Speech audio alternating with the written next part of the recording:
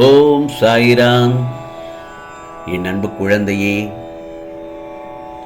உனக்கான அவசர செய்தி. ஆம், உன் சாயப்பா சொல்வதை நீ கேட்டுத்தான் ஆக வேண்டும் என் செல்லமே. என் செல்லமே, உன்னை துன்பப்படுத்த நினைப்பவர்கள் உன் நிழலையும் கூட தொட முடியாதபடி உன் சாயப்பா நான் உன்னை பாதுகாத்து வருகிறேன்.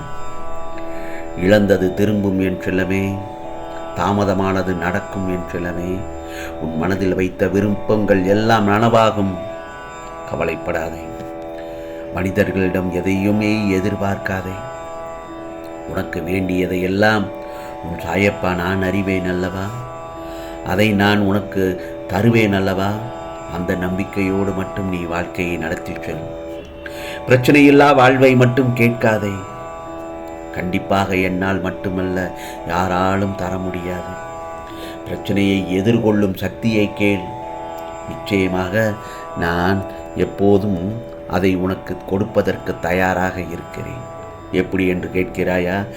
உனது சக்தியாக நான் இருக்கும் பொழுது நிச்சயமாக அந்த பிரச்சனைகளை எல்லாம் இலகுவாக கடந்து விடுவாய் என் செல்லமே. ஏதோ ஒரு தோல்வியோ கஷ்டமோ உன்னை விடாமல் துரத்துகிறது என்றால்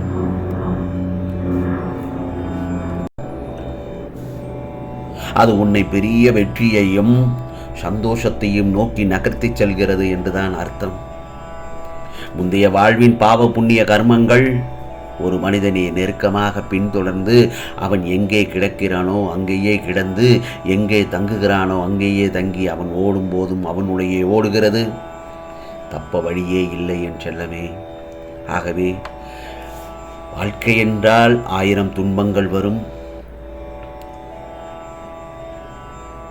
சூரியன் வந்தால் நட்சத்திரங்கள் மறைந்து விடுவது போல இந்த சாயப்பாவின் அருளால் உன் துன்பங்கள் அனைத்தும் மறைந்து போகும். கவலைப்படாதே.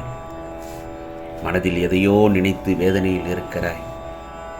அது எனக்கு தெரியாமல் இல்லை என் செல்லவே. அந்த வேதனைகள் தீர்ந்து மகிழ்ச்சி வரப்போகிறது. இது ஒரு விடை தெரியா பயணம்தான். கடைசி வரை, கடைசி நிமிடம், ஏன் கடைசி நொடி வரை அடுத்து என்ன நடக்கும், எப்படி மாறும் என்பது யாரும் அறிந்திராத செய்திதான் ஒன்று. இந்த நொடி இருக்கிறதே, இந்த நொடி மட்டுமே உனக்கு சொந்தம். இந்த சாயப்பாவின் அருளை பெற இறுதி வரை முயற்சி செய். எண்ணத்தில் என்னை வைத்து நீ தொடங்கும் அனைத்து செயல்களும் நிச்சயமாக கைகூடும்.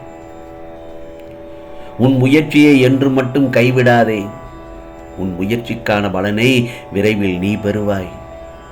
உனக்கும் என்றும் நிச்சயமாக பக்கபலமாக இருந்து உன் சாயப்பா உன்னை வழி நடத்துவேன். நீ மனமுடைந்து போகும் அளவுக்கு ஒன்றும் நடந்து விடவில்லை. அப்படி நடக்கும் சமயத்தில் மனதை ஒரு நிலைப்படுத்து. சாயி சாயி என்று என் நாமத்தை மனதாரச் சொல்லு, நம்பிக்கையோடு சொல்லு.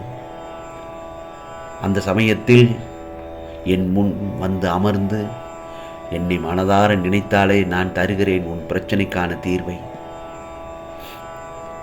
புரிகிறதா என் செல்லமே? இந்த பிரபஞ்சத்தில் நன்றாக வாழ்ந்தால் 10 பேர் பொறாமைப்படுவார்கள். அதே சமயத்தில் நீ கஷ்டப்பட்டால் 10 பேர் ஏளனமாக பேசுவார்கள்.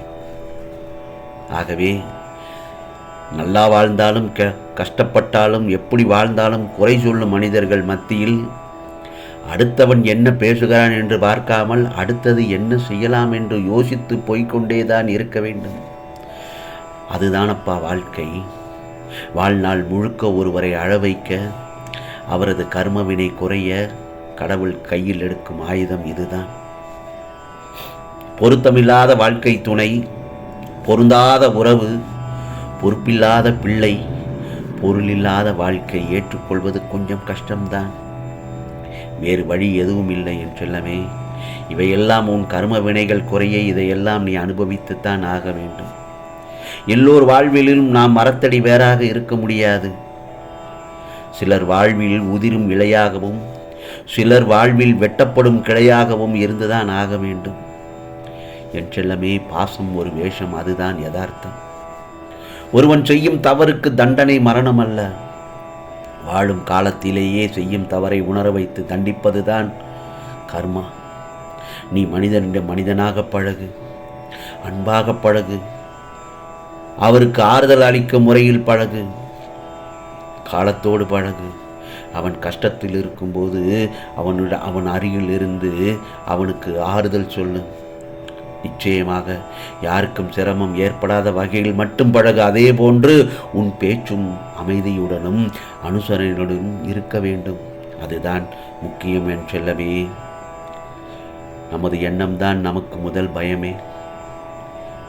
வாழ்க்கையில் என்ன நடந்து விடுமோ, என்ன நடக்குமோ என்று பயப்படுவதை விட நடப்பது நடக்கட்டும், பார்த்து கொள்ளலாம் என்ற தைரியத்தோடு இருந்தால் நடப்பது அனைத்தும் என்றும் உனக்கு நல்லதாகவே நடக்கும் என் செல்லவே. காரணம் இல்லாமல் உன் சாயப்பா நான் வழிகளை தரமாட்டேன்.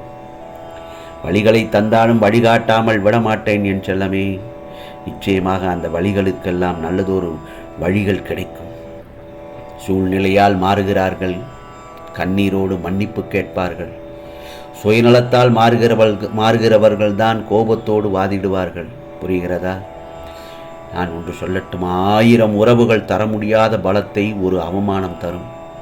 இதை நீ வாழ்க்கையில் பலமுறை உணர்ந்திருப்பார்.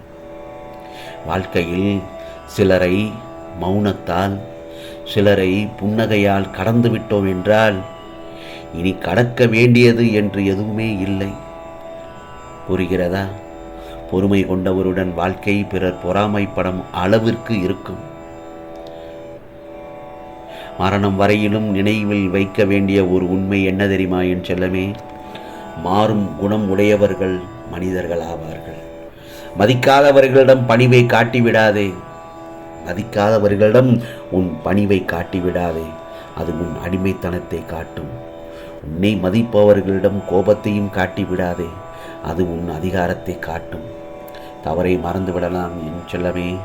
ஏனென்றால் அது தெரியாமல் செய்வது. தவறை மறந்துவிடலாம், அது தெரியாமல் செய்வது. துரோகத்தை மன்னிக்கவே கூடாது.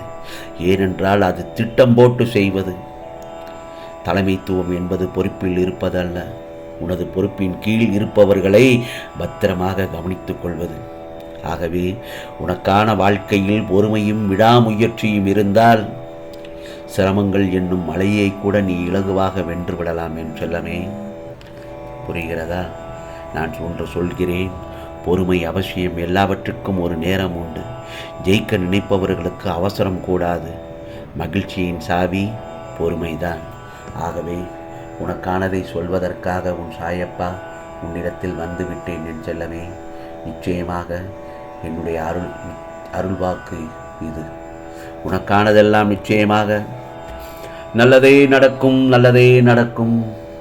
ஓம் சாயிராம், ஓம் சாயிராம். ராம்ஜி அருள் கிடைக்கட்டும்.